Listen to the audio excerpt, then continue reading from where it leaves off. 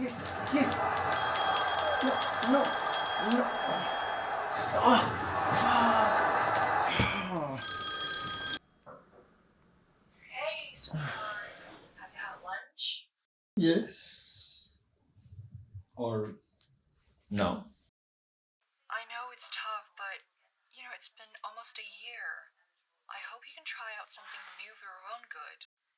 Don't forget to eat well. I know you can cook. Mom, are you free tomorrow? I'll make you dinner.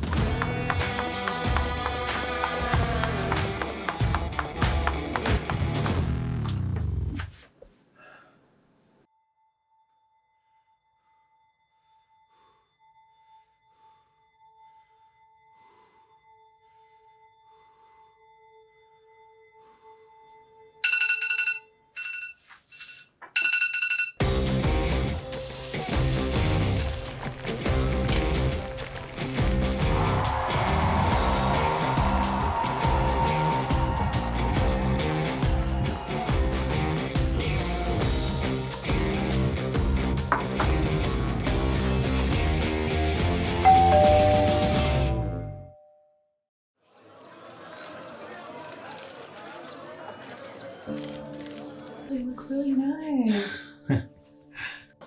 Eddie, what's your next step? Honey, are you alright?